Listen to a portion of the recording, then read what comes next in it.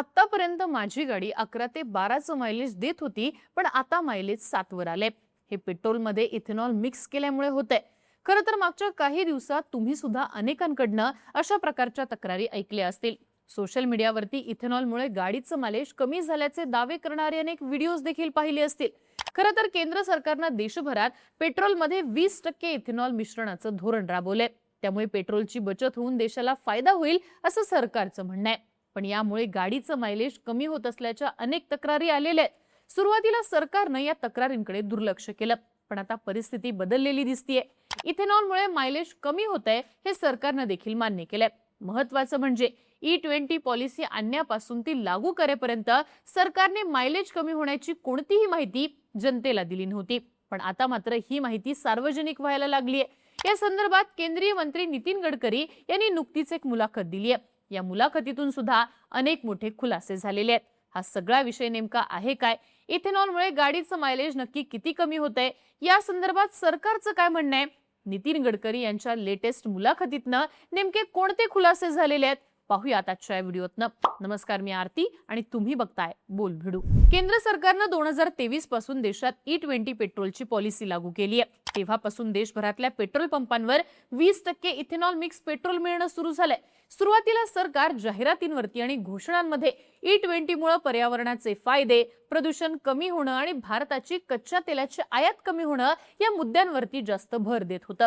थोडक्यात सरकारनं इथेनॉलमुळे मायलेज कमी होतं हा टेक्निकल मुद्दा सामान्य ग्राहकांपर्यंत ठळकपणे पोहोचवलाच नव्हता। पण जेव्हापासून देशामध्ये E20 पेट्रोल अनिवार्य झालंय आणि ते प्रत्यक्ष गाड्यांमध्ये टाकलं जाऊ लागलंय, त्यानंतर लोकांना मायलेजमध्ये फरक जाणवू लागलाय। नियमित बाईक वापरणाऱ्यांच्या म्हणण्यानुसार पूर्वी गाडीला 50 ते 55 किलोमीटर पर्यंतचं मायलेज मिळत होतं, पण आता तेच मायलेज 40 ते 45 किलोमीटरवर आले। म्हणजेच प्रत्यक्ष मायलेज मध्ये साधारणपणे 10 ते 15% घट झाली आहे। फोर व्हीलरचं मायलेज सुद्धा साधारणपणे 10 ते 12% कमी झाल्याच्या तक्रारी आलेल्या आहेत। पण याबाबत अधिकृत दावे काय आहेत, तर सरकारनं इथेनॉलमुळे मायलेज कमी होत असल्याचं मान्य केलं असलं तरी सरकारच्या म्हणण्यानुसार ही घट किती प्रमाणात होतीये, तर सरकारचं असं म्हणणं आहे की इथेनॉलच्या ब्लेंडिंगमुळे काही गाड्यांचं मायलेज 3 ते 5% कमी होऊ शकतं। या संदर्भात automotive research association of India म्हणजेच ARAIच्या एका रिपोर्टची चर्चा मोठ्या प्रमाणात व्हायला लागली आहे। ARAIच्या रिपोर्टमध्ये असं म्हटलंय की इथेनॉल मिक्स पेट्रोलच्या टेस्टिंगमध्ये गाड्यांचं मायलेज 2 ते 6% कमी झाल्याचं दिसून आलंय। इथं लक्षात घेण्यासारखी गोष्ट म्हणजे ARAIचा मूळ आणि सविस्तर रिपोर्ट सरकारनं अजूनही सार्वजनिक केलेला नाहीये। हा रिपोर्ट इंटरनेटवरती किंवा ARAIच्या ऑफिशियल वेबसाईटवरती कुठेही उपलब्ध नाहीये। पण टाइम्स ऑफ इंडिया आणि इतर ऑटोमोबाईल मीडियाच्या माध्यमातून या रिपोर्टमधल्या काही गोष्टी लीक झाल्या, ज्याद्वारे अनेक खुलासे झाले। इथेनॉल ब्लेंड पेट्रोलमुळे गाड्यांचं मायलेज 2 ते 6% कमी होतं, तसंच यामुळे जुन्या गाड्यांचे रबर पार्ट्स खराब होण्याची शक्यता आहे असं या रिपोर्ट्समध्ये म्हणण्यात आलंय। ARAIनं 2021-22 दरम्यान E20 पेट्रोलचा गाड्यांवर होणाऱ्या परिणामांचा अभ्यास करून हा रिपोर्ट बनवलाय।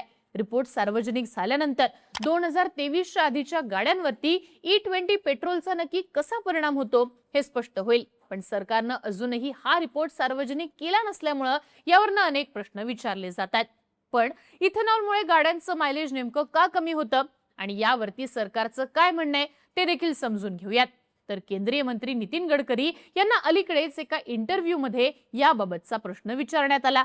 यावरती उत्तर देताना गडकरी यांनी स्पष्ट केलं की शुद्ध पेट्रोलच्या तुलनेत इथेनॉलची कॅलरीफिक व्हॅल्यू म्हणजेच इंधन जळाल्यावर त्यातनं मिळणारी ऊर्जेची क्षमता कमी असते। इथेनॉलची ऊर्जा क्षमता कमी असल्यामुळे सारखंच अंतर कापण्यासाठी इंजिनला जास्त इंधन वापरावं लागतं। याच टेक्निकल कारणामुळे इथेनॉलचं मायलेज पेट्रोलपेक्षा कमी असल्याचं गडकरी यांनी मान्य केलंय।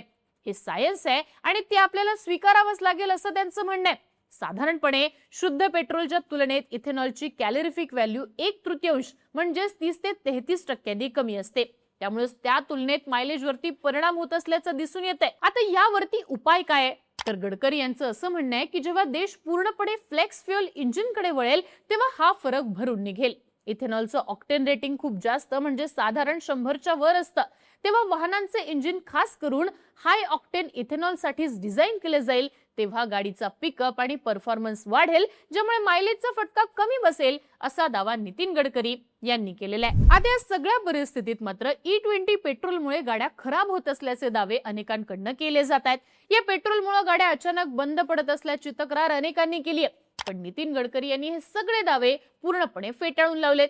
ते असं म्हणतात की सरकारनं ऑटोमोबाईल कंपन्यांना आधी स्पष्ट सूचना दिल्या होत्या, त्यामुळे 2023 नंतर बाजारात आलेल्या नवीन गाड्यांची इंजिन्स, फ्युएल पाईप्स आणि इतर पार्ट्स हे E20 कंप्लायंट आहेत, त्यामुळे या गाड्या खराब होण्याचा प्रश्नच येत नाही. आता राहिला प्रश्न तो जुन्या गाड्यांचा. तर 2023 पूर्वीच्या गाड्यांमध्ये काही किरकोळ समस्या येत असतील, पण त्यामुळे त्या गाड्या थेट खराब किंवा भंगार होत नाहीत, असं नितीन गडकरी यांचं म्हणणं आहे. आता या समस्येवर सरकारचं म्हणणं असं आहे की लोकांनी त्यांच्या जुन्या गाड्यांची वेळेवर सर्व्हिसिंग करावी आणि गरज पडल्यास फ्युएल पाईप्स किंवा गॅस्केट्स बदलून घ्यावेत.